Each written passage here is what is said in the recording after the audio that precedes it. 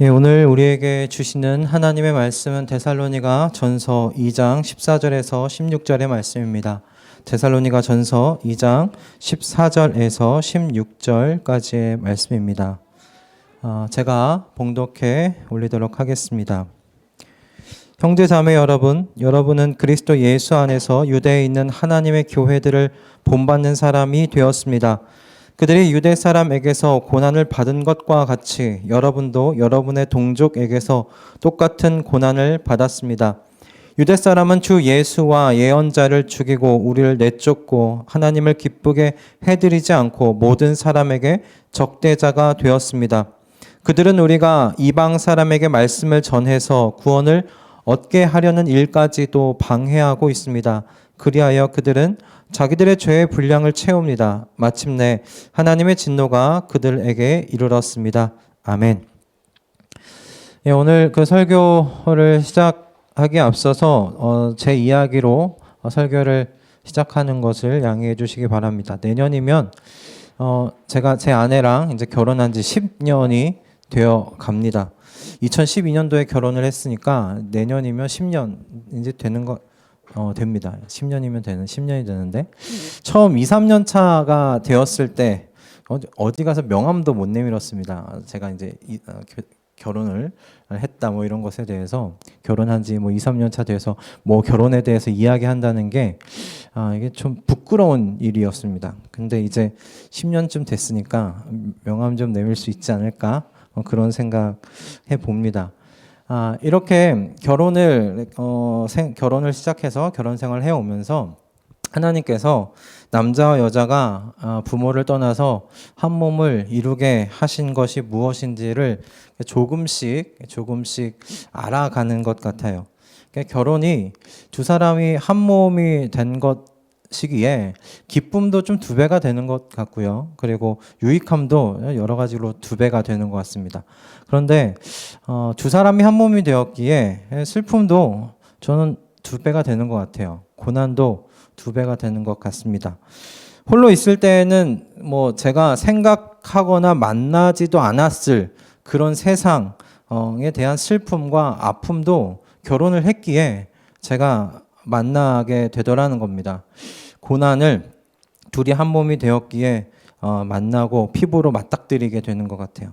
제 아내가 겪는 회사의 여러 가지 일들이나 뭐 힘듦, 그것이 제가 이분하고 결혼하지 않았다면 만나지 않았을 일이거든요. 그냥 저 혼자 살았다면 저 혼자 겪는 것들에 대한 고민, 고통, 힘듦, 그것을 그냥 안고 살았으면 됐을 텐데 어떻게 결혼을 해서 제가 제 아내의 힘듦과 슬픔과 아픔과 고민들을 같이 껴안고 살아가게 되었습니다. 그러니까 기쁜 일과 유익한 일만 누리겠다. 아내와 남편의 슬픔과 아픔, 고난, 그건 뭐 각자의 몫으로 두고 그러면 좀 살겠다. 여러분 이건 결혼은 아니잖아요, 그죠? 동거는 될 수 있을지 모르겠지만 결혼은 아니라고 생각이 듭니다. 결혼했다는 것, 한 몸이 된다는 것, 그거는 그 각자에게 있는 힘듦과 슬픔과 고난, 그것도 내가 함께 안고서 나누겠다, 겪겠다라는 저는 결단이고 그러한 어떤 결단의 행위라고 생각을 합니다. 오히려 아내와 남편이 이제 한 몸 되었으면 기쁨을 누릴 때만이 아니라 이렇게 슬픔과 아픔, 고난을 함께 이렇게 헤쳐나아갈 때 결혼했다라는 것이 이게 증명이 된다라는 생각이 들어요. 한 몸 되었음이 증명이 된다 생각을 합니다. 그리고 오히려 이런 고통과 고난과 슬픔의 시간들을 통해서 한 몸이 되었다는 것, 이 한 몸 되었음이 더욱더 단단해져 간다라고 생각을 해보게 되었어요. 10년째가 되면서 겨우 이제 이런 생각을 해봅니다. 성경은 이와 같이 한 몸됨에 대한 이 결혼의 이 비유를 그리스도와 한 몸 됐다라는 것으로 그렇게 설명을 하고 있습니다.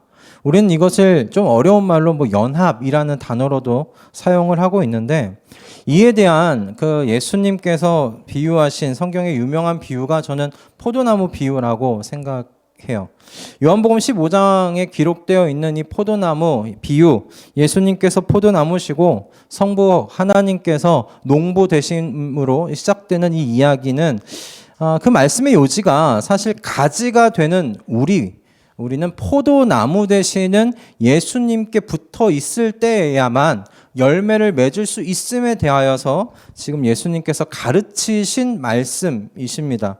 그러니까 가지 스스로는 열매를 맺을 수 없잖아요. 가지 혼자로는 열매를 맺을 수 없으니 나무 되시는 예수님께 붙어 있을 때 그 가지가 온전히 열매 맺을 수 있다라는 것에 대하여서 예수님께서 가르치신 말씀입니다.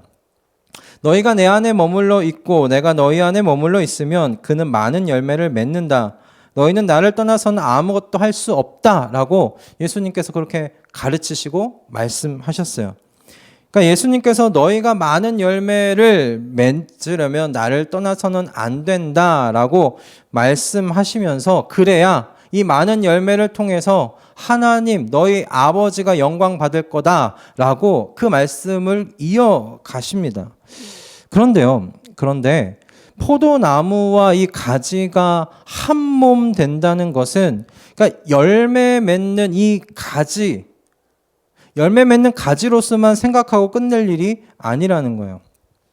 이제 이 가지가 포도나무와 접붙임이 됐습니다. 포도나무와 붙어 있어요. 그렇다는 건 무엇을 의미합니까? 이 가지가 포도나무와 이제 함께 운명을 하겠다라는 것에 대한 이야기입니다. 포도나무와 이 가지는 이제 한 운명 공동체가 된 겁니다. 포도나무가 상처를 입고 아파하면 가지도 이제 아파하는 겁니다. 포도나무가 시름시름 앓으면 가지도 함께 시름시름 앓는 거예요. 즉 포도나무와 가지가 이 한 몸 공동체로서 연합돼서 포도나무가 갖게 되는 이 고난에 가지도 함께 지금 동참하게 된다는 겁니다. 그러므로 바꾸어 말하면 이 의미가 무엇을 가르치고 있느냐? 가지가 받는 이 고난은 그 가지가 포도나무에 붙어 있다는 걸 증명해 주고 있다는 거예요. 가지가 고난을 받고 있다면 그 포도나무에 지금 붙어 있다는 증명이라는 겁니다. 연합되어 있다는 분명한 증거가 된다라는 말씀입니다. 많은 성도님들이 이 포도나무 비유에 있어서 요한복음 15장에 나와 있는 좋아하는 말씀 구절이 한 두 가지 정도 있다고 생각이 들어요. 첫 번째가 앞에서 읽어드린 5절의 말씀이죠. 나는 포도나무여 너희는 가지이다. 사람이 내 안에 머물러 있고 내가 그 안에 머물러 있으면 그는 많은 열매를 맺는다. 너희는 나를 떠나서는 아무것도 할 수 없다. 이 말씀 참 좋아하시잖아요. 그죠? 내가 예수 그리스도께 붙어 있어야지. 그러할 때에야 내 인생 가운데 하나님께서 원하시는 그 많은 열매를 맺을 수 있음에 대한 이 은혜의 말씀으로 이 5절의 말씀을 좋아합니다. 그리고 아마 7절의 이 말씀을 좋아하지 않으실까 싶어요. 너희가 내 안에 머물러 있고 내 말이 너희 안에 머물러 있으면 너희가 무엇을 구하든지 다 그대로 이루어질 것이다 라는 이 7절의 말씀 또한 유명한 말씀이고 다들 좋아하시는 말씀이라고 생각합니다. 그런데 이 15장의 이 포도나무 비유의 이야기가 어떻게 끝을 맺고 있는가? 이렇게 희망적이고 소망적인 이야기로 15장이 마무리되고 있는가? 아니요. 그렇지가 않아요. 15장의 말씀은 어떻게 예수님께서 이끌고 가고 계시는가? 하나님, 예수 그리스도와 연합된 그 공동체로서 그 성도들이 예수님과 함께 있으면 많은 열매를 맺는다. 그것으로 말미암아 하나님께 영광을 올려드린다. 그런데 포도나무에 붙은 가지가 됨으로 말미암아 세상 속에서 살아갈 우리에게 어떤 일이 닥치게 되는가? 세상이 너희를 미워하거든 세상이 너희보다 먼저 나를 미워하였다는 것을 알아라 라는 말씀으로 이어간단 말이에요. 여러분, 저와 여러분이 지금 붙어있는 포도나무가 어떤 나무인지 아시겠습니까? 세상으로부터 사랑받는 나무가 아니에요. 세상으로부터 인정받는 나무가 아니에요. 세상으로부터 미움받는 나무라는 것입니다. 세상으로부터 미움받는 포도나무예요. 그러므로 세상은 이 포도나무에서 많은 열매를 맺는다고 해서 세상이 알아주지 않는단 말입니다. 세상이 칭찬해주지 않는단 말이에요. 그 가지를 어우 잘했다 말해주지 않는단 말이에요. 사랑스럽게 바라보지 않는단 말입니다. 오히려 더욱더 이 포도나무의 열매를 맺으면 맺을수록 이 가지를 미워할 겁니다. 핍박할 겁니다. 세상 속에서 미움받는 이 포도나무라는, 여러분, 이 비유를 통해서 예수님께서 가르치시는 거예요. 내가 세상 속에서 미움을 받았다면 미움받는 포도나무에 붙어있는 너희 또한 미움을 받게 될 거야 라고 이 포도나무 비유인 요한복음 15장의 말씀을 가지고 지금 말씀하고 계시는 겁니다. 그러므로 오늘 이 본문으로 돌아와서 사도 바울이 데살로니가 교회 성도들에게 오늘 이렇게 말씀하셨습니다. 여러분은 그리스도 예수 안에서 유대에 있는 하나님의 교회들을 본받는 사람들이 되었습니다 라고 한 이 말씀을 우리가 그래서 이해할 수가 있는 겁니다. 데살로니가 교회의 성도들은 여러분 의식적으로 유대에 있는 교회들, 그러니까 예루살렘에 있는 교회를 본받으려고 한 게 아니에요. 그냥 데살로니가 교회가 포도나무에 붙어 있는 교회 가지였기 때문에 부지불식간에 유대에 있는 교회와 동일한 고난에 참여하게 된 것이다 라고 오늘 본문의 사도 바울이 이야기를 하고 있는 겁니다. 그러므로 여러분 그리스도 안에서의 여러분 고난, 순환, 그건 모든 인종과 여러분 지역을 뛰어넘는 그러니까 모든 그리스도인들 안에서 발견되는 이 동질성이라는 겁니다. 데살로니가 교회와 이 예루살렘은 거리가 멀리 떨어져 있었어요. 그런데 그리스도 안에서 이 고난이라는 동일한 경험을 지금 공유하고 있다라고 지금 사도 바울이 말하고 있는 겁니다. 그러면 여기서 한 가지 이게 질문이 생겨요. 포도나무에 달려있는 이 가지라고 했잖아요. 포도나무에 달려있는 이 가지는 포도나무와 같은 운명을 함께 하게 되었으니 그럼 어쩔 수 없이 포도나무의 순환에 동참하는 것이냐라는 겁니다. 다시 말해 예수님과 우리가 한 몸이 되었어요. 연합이 되었어요. 묶여 있게 되었어요. 그러므로 우리는 예수님께서 세상에서 미움을 받으셨으니 어쩔 수 없이 불가항력적으로 함께 묶여 있게 되었으니까 고난 받는 거냐라는 거예요. 고난 받는 거 어쩔 수 없지 뭐. 내가 예수님하고 한 몸 되었으니까 받는 거지 뭐. 그렇게 받는 거냐는 말이에요.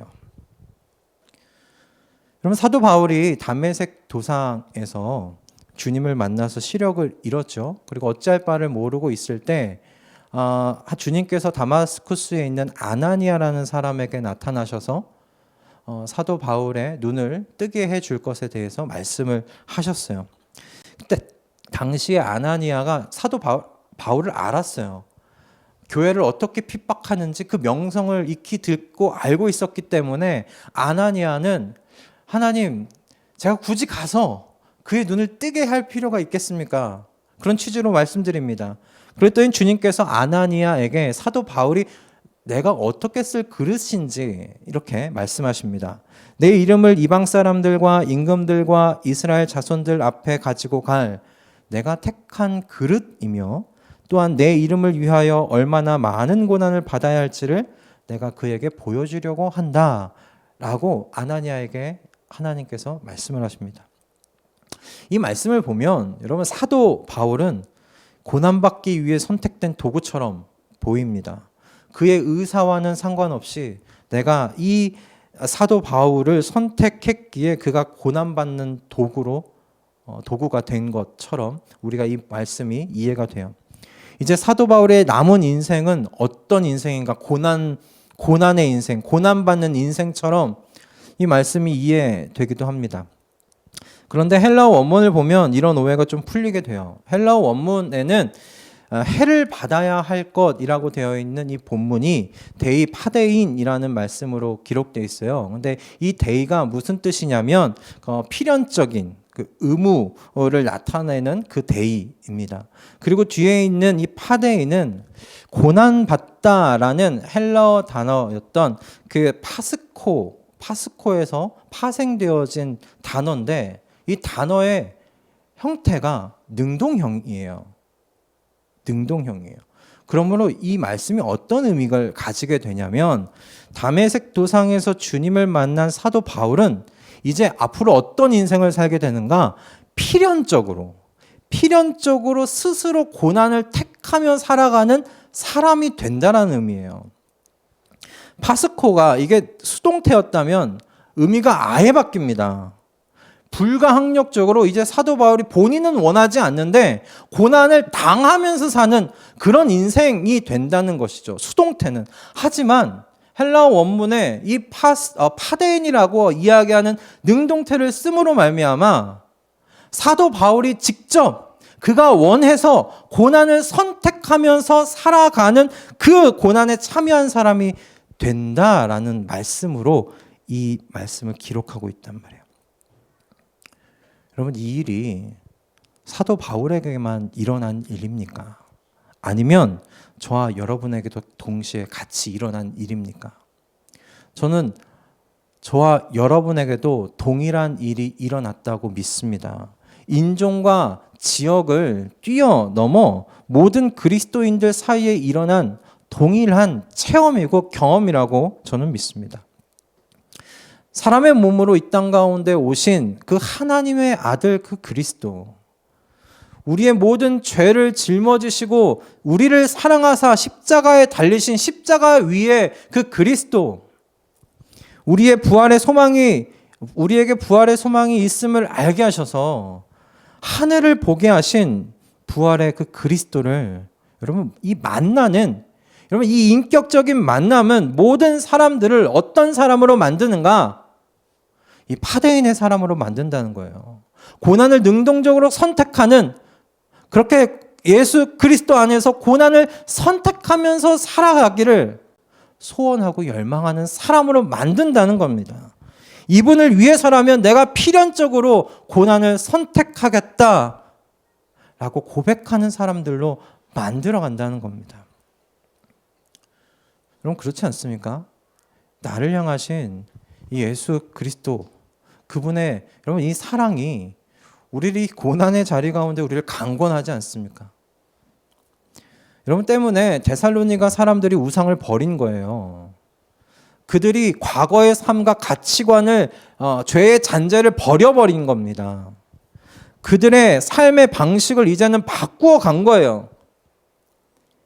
이젠 살아계시고 참되신 그 하나님을 섬기면서 살아가는 사람들이 된 겁니다. 하나님의 질서를 따라 사는 사람들, 하늘의 가치관을 가지고 세상을 보는 사람들, 하나님의 성품을 입는 사람들이 된 거예요. 그래서 마침내 그들이 땅만 보면서 사는 그 사람들의 인생에서 하늘을 보면서 사는 하늘에 속한 사람들이 되었다라는 말씀입니다.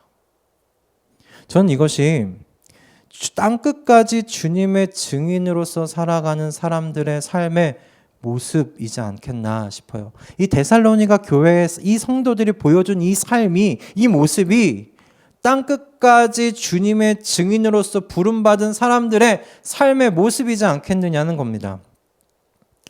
여러분, 증인은 헬라어 단어로 마르티스라고 합니다. 오늘따라 헬라어 말을 많이 사용해서 죄송합니다.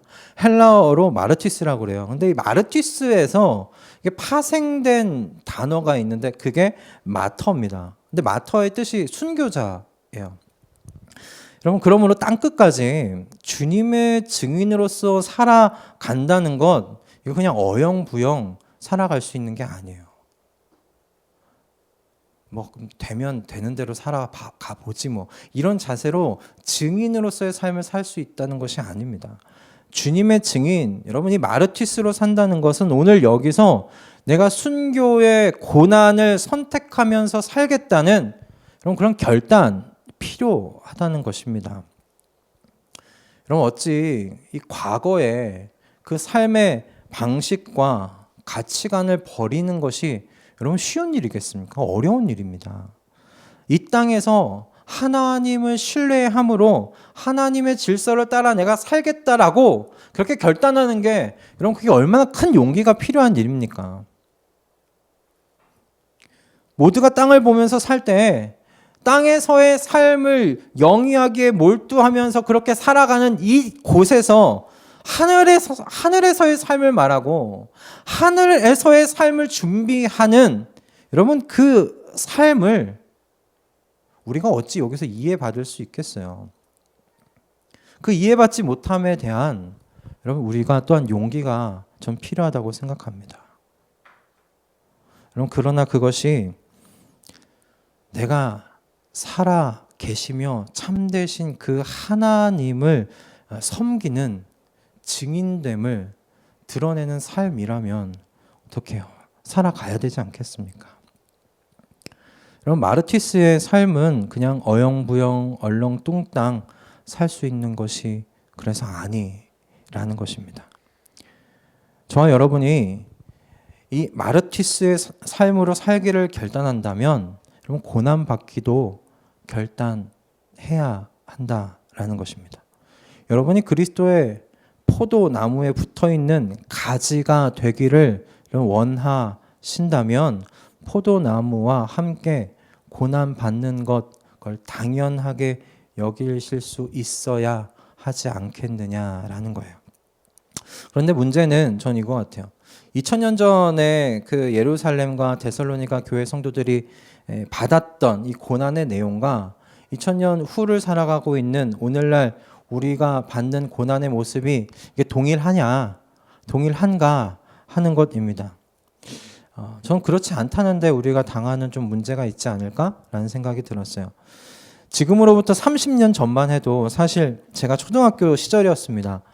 그리스도인으로서 이 신앙 때문에 신앙한다는 것 때문에 사실 30년 전만 해도 가정에서 핍박받았거든요. 조롱도 받았거든요. 제가 초등학교 시절에 가지고 있었던 피부로 와닿는 핍박이 뭐였냐면 제사와 관련된 거였어요. 제사와 관련된 거였어요. 대부분 집에서 당시에는 제사를 설, 추석 다 드렸거든요. 그래서 절을 하지 않고 서서 기도한다는 것만으로도 사실 굉장한 그 눈총과 조롱의 이야기를 들었습니다. 저희 어머니가 제가 그래서 받은 핍박을 제가 기억합니다. 제사 때 절하지 않고 저희 어머니 좀 더 나가셔서 제사상에 올라간 그 음식도 먹지 않는 것으로 하셨어요. 손을 대지 않게 하셨어요. 따로 음식을 이렇게 빼놓으셔서 저희한테 주시곤 하셨어요. 그래서 이 신앙 때문에 이 제사에 문제가 걸리니까 저희가 이제 늘 친척집에서 그때마다 여러 가지 곤욕을 치렀던 것을 좀 기억을 합니다. 그런데 오늘 이 문제가 오늘날의 뭐 큰 문제인가요? 제가 알기로 요즘 제사 거의 안 지내는 것으로 아는데 제사 지내는 집이 많이 줄었어요. 그리고 이제는 신앙은 이게 개인의 그 자유의 영역이 되었잖아요. 그러니까 내가 기독교인이라는 이유 때문에 핍박받고 구박받고 조롱당하고 이런 일이 거의 없습니다. 그러면 오늘 바로 여기서 우리가 주님의 마르티스, 주님의 증인으로서 살아가는데 당하는 고난이 그럼 구체적으로 뭐냐라는 겁니다. 2000년 전 예루살렘과 이 데살로니가 성도들은 일단 예수님을 믿는 것, 예수님을 하나님의 아들로 고백한다는 것만으로 그들은 경제적인 그리고 공동체에서 분리되는 그런 핍박을 받았어요. 고난을 받았어요. 모이지 못하게 만드는 고난을 받았어요. 그런데 우리는 모일 수 있잖아요. 이게 자유의 영역이기 때문에 그래요. 삶의 여러 방향에서 구체적인 여러분 고난을 받을 수 있다고 생각을 하는데 한 가지를 좀 예를 들자면 이런 것입니다. 저는 이 시대 속에서 여러분 주님께서 가르치신 일의 가치, 일의 사명을 지켜가는 것만으로 주님의 증인으로서 당하게 되는 고난이 있다고 생각을 합니다. 지난 월요일 오전이었어요. 월요일 오전에 아내를 이제 회사에 태워다 주면서 차 안에서 들은 이야기입니다. 들으면서 깜짝 사실 개인적으로 많이 놀랐고 그 이야기 때문에 한 주 동안 이 일함이라는 게 뭔지 그리스도인으로서 이 일함의 가치를 이 일함에 주님께서 주신 가치를 지키고 고수하는 것만으로도 세상 속에서 충분히 우리가 고난 받을 수 있겠다라는 것에 대해서 일주일 동안 생각하게 됐어요. 저희 아내의 친구 중에 지인이 비트코인으로 소위 요즘에 대박을 맞았습니다. 뭐 한 몇 억 이렇게 번 모양이에요. 굉장히 많은 돈을 벌었대요. 그런데 이 이후에 이 사람의 삶의 방향이 그럼 어떻게 됐느냐? 그걸 잘 분산 투자해서 이제 해놓고 일을 하느냐, 열심히 일을 하느냐? 회사에 사표를 냈대요. 회사에 사표를 내고 뭐에 열중했느냐? 비트코인에 지금 올빵하는 삶을 살고 있대요. 이분의 친구가 그래서 아직 젊은데 그렇게 비트코인 채굴 하고 모니터 여러 대를 두면서 그렇게 비트코인을 계속 올인하는 거기에 몰두하는 삶을 사는 게 맞겠느냐? 차라리 그렇게 번 돈 좀 분산 투자, 주식이든지 분산해서 이게 투자를 하고 다시 일을 하는 게 어떻겠느냐고 이렇게 질문을 했어요. 권면을 했어요. 아직 젊으니까. 그랬더니 되돌아온 질문이 바로 이거였어요. 그래서 너가 한 달에 버는 돈이 얼만데? 라는 거예요. 너가 버는 그 월급은 내가 며칠 일하면, 내가 며칠 비트코인 이렇게 돌리면 며칠이면 버는 돈이라는 거예요. 그게 그분의 답변이었다고 합니다. 여러분, 이분이 가지고 있는 일의 가치관이 뭡니까? 얼마나 내가 원하는 돈을 벌어다 줄 수 있느냐, 없느냐. 이것이 이분이 지금 가지고 있는 일에 대한 가치관이에요. 바라보는 관점이에요. 여러분, 점점 더 여러분 돈이 직업을 선택하고 일을 하는 이유가 분명히 될 겁니다. 저는 이런 가치관의 변화 이미 예견된 것이라고 생각이 들었어요. 일이 그냥 순전히 자아 실현의 도구이고 먹고 살기 위한 노동으로 그렇게 전락하게 됐을 때 여러분 일이 내가 소원하는 그것을 담보해 주지 못하면 내게 주지 못할 것이라고 생각하게 되면 더 이상 사람들이 왜 일을 해야 할까에 대해서 생각할까요? 일을 할 이유를 잊지 않겠습니까? 잃어버리지 않겠습니까? 왜 일을 해야 되는지 당위성을 잃게 될 것이 불보듯 뻔한 것입니다. 저는 오늘날 그 일이 지금 일어나고 있다고 생각해요. 젊은이들이 일을 해도 이제는 위로 올라갈 수 있는 사닥다리가 보이지 않아요. 일을 열심히 한다고 해서 성실하게 일을 한다고 해서 그 일이 나의 자아 실현을 이루어 줄 것이라는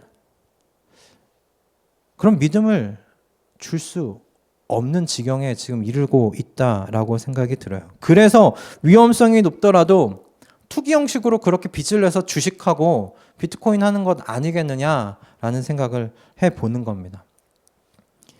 여러분, 이와 같은 이 시대의 분위기 속에서 일에 대한 성경적인 시각을 여러분 가지고 그 자리를 고수한다는 것만으로도 저는 그 자리에서 고난받는다고 생각이 들어요.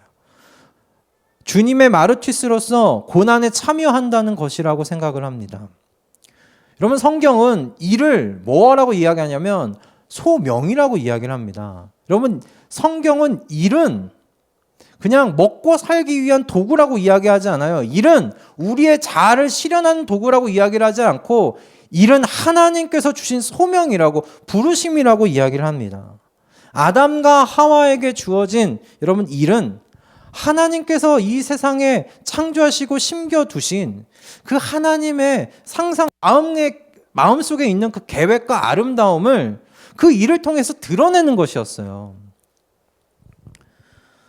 하나님께서 이 세상에 심어두신 그 가능성과 아름다움을 일을 통해서 그걸 찾아내고 드러내는 거예요. 그렇게 하나님께서 창조하신 이 세상을 경영하는 것이 하나님께서 우리에게 맡겨주신 일이었단 말이에요. 우리는 그렇게 일을 바라보는 거예요. 그런데 죄가 들어오면서 우리의 노동과 일은 더 이상 이 땅에서 하나님께서 계획해 놓으신 그 아름다움, 그 뜻을 온전하게 다 드러낼 수 없게 되어 버렸어요. 그러나 하나님의 마음을 이제 안 사람들, 하나님의 계획이 무엇인지 안 우리는 이제 이 땅에서 우리 노동과 일을 통해서 무엇을 하느냐? 완전하진 않지만 완전한 그 모습은 하나님께서 새롭게 만드실 새 땅과 새 하늘에서 완전하게 볼 수 있겠지만 우리는 이 땅에서 내게 주신 그 일터 속에 하나님이 심겨두신 아름다움이 무엇인지, 하나님의 마음이 무엇인지 우리는 그 경영함을 통해 드러내주는 것이에요. 예를 들면 이를테면 이겁니다. 우리 예림이가 유치원에서 아이들을 지금 섬기고 있어요. 이쁜 아이들을 케어하고 있어요. 여러분 그 일에 두신 사명이 무엇이겠어요? 예림을 통해서 그 아이들 안에 감추어져 있는 그 아름다움이 드러나는 거예요. 그 아름다움이 잘 관리돼서 그 아름다움이 이 아이들의 삶 속에 이렇게 드러날 수 있도록 돕는 거죠. 그것이 우리에게 주신 그 일 가운데 주신 저는 그런 사명이라고 생각이 듭니다. 여러분 그렇게 일은 하나님께서 맡겨주신 그 세상을 여러분 경영함으로 그 안에 있는 아름다움을 드러내는 것. 그러므로 여러분 주님의 증인들은 세상 속에서 나의 어떤 이 자아 실현과 그리고 더 부유하게 먹고 살기 위한 수단으로 일하는 사람들과 부딪힐 수밖에 없어요. 가치관이 다르니 부딪힐 수밖에 없습니다. 그리고 언제나 부딪히는 그 사람들은, 다른 가치관을 갖고 있는 사람들은 세상 속에서 다수예요. 우리가 다수라고 생각하지 마십시다. 다른 가치관을 갖고 살고 있는 사람들이 다수입니다. 그러므로 주님의 전 증인들은 세상 속에서 핍박받는 것, 따돌림 당하는 것, 그런 고난에 처하게 되는 것 당연한 것 아니겠나라는 생각해 보는 겁니다. 여러분 그럼에도 불구하고 어떠세요? 주님의 증인으로서 여러분의 일터 속에서 일하시겠습니까? 저는 앞에서 말씀드렸던 그 파대인이 그래서 의미가 있다고 생각해요. 이 상황이 불가항력적인 그런 상황으로 받아들인다면 우리는 이거 선택 못할 것 같아요. 우리는 이 상황을 능동적으로 전 선택한다고 생각합니다. 내가 주님의 증인으로서 나의 일터에서 다른 가치관으로 일하겠다고 그렇게 다가올 여러분 고난이 보임에도 불구하고 그 일을 지금 선택하는 겁니다. 전 이와 같은 이 고난을 선택하면서 사는 삶에 오늘 본문 15절과 16절의 말씀이 위로가 되기를 바랍니다. 15절과 여러분 16절의 이 말씀은 하나님께서 선택하신 유대인이라고 할지라도 하나님의 복음을 방해하고 하나님의 나라로 들어오는 백성들의 발걸음을 회방할 때 그들을 향한 하나님의 진노가 어느 정도인지에 대해서 15절과 16절의 말씀을 가지고 사도 바울이 이야기를 하고 있는 거예요. 유대인에게도 이렇게 하나님이 선택하셨던 유대인에게도 하나님의 복음을 회방하고 하나님의 나라로 들어올 그 백성들을 막을 때 하나님이 이렇게 진노하신다면 이방 사람들은 어찌하겠느냐라는 것입니다. 다메섹 도상에서 살아 계신 여러분 주님을 만난 사도 바울은 주님의 증인이 되어 주님의 고난을 선택하면서 사는 인생이 되었습니다. 그러나 그가 그럴 수 있었던 것은 고난을 선택하는 것이, 그렇게 사는 것이 그의 자신에게 유익이 된다는 것을 알았기 때문이에요. 자신에게 유익이 되지 않는데 어찌 그것을 선택할 수 있겠습니까? 적어도 저는 오늘 15절과 16절의 이 말씀을 믿는다면 주님의 증인으로서 살아가는 삶 속에 만나게 되는 고난을 오히려 선택하면서 사는 그 인생은 주님의 여러분 진노에서 벗어난 인생임을 우리는 믿을 수 있지 않겠습니까? 여러분 이것이 우리가 고난을 선택함으로써 얻는 전 또 유익 중에 하나라고 분명히 생각합니다. 여러분 주님의 증인으로서 사는 것, 그리스도의 남은 순환과 고난, 그것을 내 몸에 새기는 시간이라는 사실을 우리가 생각할 수 있기를 바랍니다. 그것은 이 모든 땅의 그리스도인들에게 여러분 동일한 것이에요. 그것은 그리스도인이라면 인종과 지역을 넘어서서 모두가 공유하고 있는 경험이라는 것에 대하여 오늘 사도 바울이 이야기를 합니다. 그러니까 그리스도 안에서 여러분 나만 당하는 고난이라고 불평하지 않으셨으면 좋겠어요. 포도나무와 내가 한 몸이 되었으니까 포도나무이신 예수님께서 당하시는 그 모든 수모와 핍박이, 고난이 포도나무의 가지인 우리에게도 당하게 되는 일이라고 우리가 그렇게 여겼으면 합니다. 그때 그런 고난이 나에게 찾아왔을 때 여러분 이거 내가 원하지 않은 겁니다.